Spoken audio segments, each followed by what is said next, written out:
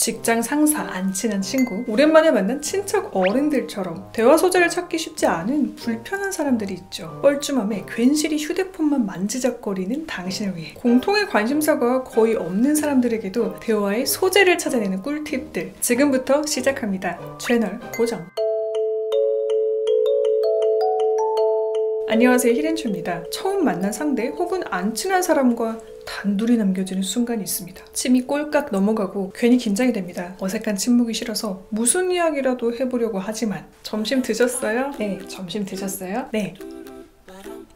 이렇게 더 어색해지고는 하죠. 침묵의 순간을 즐기는 분들이 아니라면 무슨 말을 해서라도 뻘쭘함을 없애고 싶어집니다. 그럼에도 마음과 달리 말이 잘 안 나오는 이유가 뭘까요? 원인은 크게 두 가지로 나눌 수 있습니다. 첫째로 상대를 잘 모르기 때문에 할 말이 생각나지 않아서, 둘째 괜히 말을 잘못 꺼냈다가 내가 말실수를 하거나 상대가 나를 오해할까봐 인데요. 이런 이유를 해결해주는 어색한 사람과 대화 소재를 찾는 방법들 지금부터 갑니다. 첫 번째, 눈에 보이는 것 말하기. 처음 만난 상대일지라도 지금 이 눈앞에 보이는 것에 대한 이야기는 할 말이 없을 때 좋은 소재가 됩니다. 예를 들어 길을 걷는데 상사와 우연히 만난 거예요. 인사를 나누고 나서 방향이 같아서 함께 걸어야 할 때 어색합니다. 이때 눈에 보이는 것에 대한 이야기를 나누시면 간단한 대화가 바로 가능해집니다. 팀장님, 저 건물 혹시 가보셨어요? 유명한 건축가가 지었다더라고요. 아, 그래요? 안 그래도 특이하게 생겨서 궁금하긴 했는데 맨날 지나가면서도 못 들어가 봤네요. 저도요. 저기 1층 카페에 라떼가 정말 맛있더라고요. 그렇군요. 내일 한번 가봐야겠네요. 이렇게 걷는 중 보였던 건물에 대한 이야기를 꺼내는 식으로 눈에 보이는 것에 대한 이야기를 하는 거죠. 공통의 관심사는 아니지만 공통적으로 보이는 것이기 때문에 가벼운 대화 소재로 좋습니다. 또 지금 이 눈에 보이는 것으로는 걷는 길, 왼쪽에 보이는 도로의 상황도 있을 테고요. 유독 맑은 오늘 하늘에 대한 이야기 혹은 흐린 날씨에 대한 이야기도 좋습니다. 지금 보이는 것에 대한 소재로 말문을 연 뒤 앞에 예시처럼 카페 이야기로 확장을 하는 겁니다. 그럼 점점 이야기가 풍성해지는 거죠. 보이는 것에 대한 이야기를 특히 강조한 이유는요. 시각에 대한 이야기가 청각, 후각, 촉각 등에 비해서 가장 찾기가 쉽고 공감도 쉽기 때문입니다. 예를 들어 후각에 대한 이야기예요. 타는 냄새 안 나요? 네?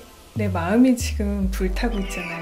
눈에 보이는 것에 대한 소재라면 이렇게 질문하시는 분도 있을 겁니다. 엘리베이터처럼 눈에 보이는 게 별로 없으면 어떻게 해요? 주변이 새하얀 회의실이나 아무것도 없는 엘리베이터처럼 공간이나 주변에 시각적인 힌트가 없을 때는요. 다음에 소재 찾기 팁으로 넘어갑니다. 두 번째 소재, 누구나 좋아하는 것. 사람들이 보편적으로 좋아하는 호불호가 덜한 대화의 소재가 있습니다. 그걸 골라서 스몰 토크를 이어가시면 되는데요. 이거는 유튜브를 생각하시면 쉽습니다. 유튜브에 조회수가 잘 나오는 대중적인 컨텐츠들 카테고리로 분류할 수가 있죠. 대표적으로 먹방, 코미디, 뷰티, 여행, 음악 등이 있습니다. 이 안에 대부분의 사람이 좋아할 만한 관심사가 들어있어요. 먹방을 예로 들어보면 먹는 것에 대한 소재를 찾아낼 수 있죠. 맛있는 음식 이야기, 맛집, 점심 메뉴, 핫한 카페 이야기처럼 먹는 것에 대한 소재를 찾는 게 가능해집니다. 코미디는요, 엔터테이닝, 즐거운 것에 대한 이야기를 하시면 됩니다. 드라마나 영화 혹은 주변에 있었던 재밌는 일처럼요.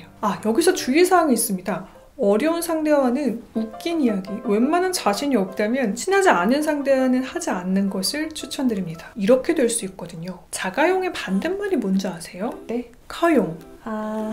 그럼 칼이 정색하면 어떻게 되게요? 글쎄요, 검정색.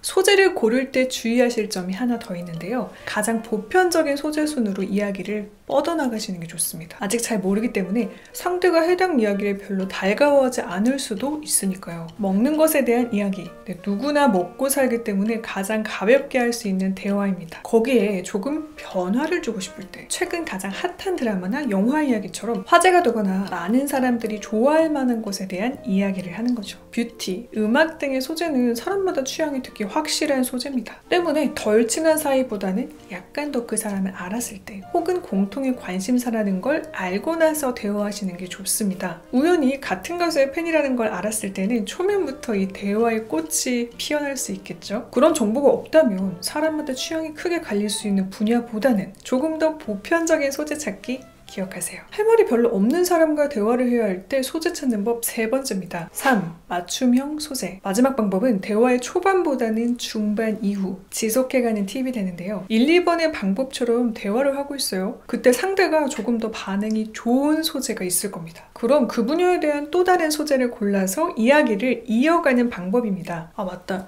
여기 새로 생긴 빵집 가보셨어요? 가보고 싶었는데 줄이 조금 길더라고요. 혹시 가보셨어요? 거기 꼭 가보세요. 거기 명란 바게트가 특히 맛있더라고요. 명란 바게트요?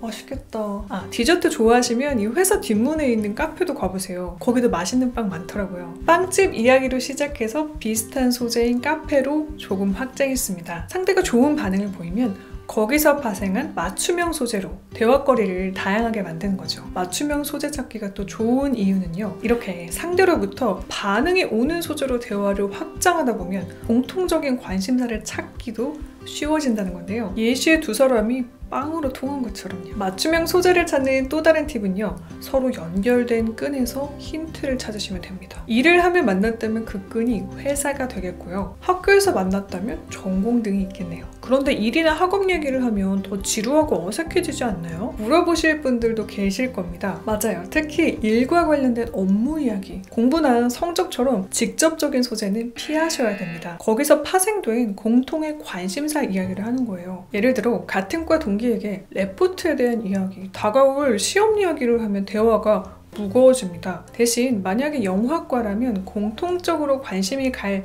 이 최근에 개봉해서 화제가 된 영화 있죠?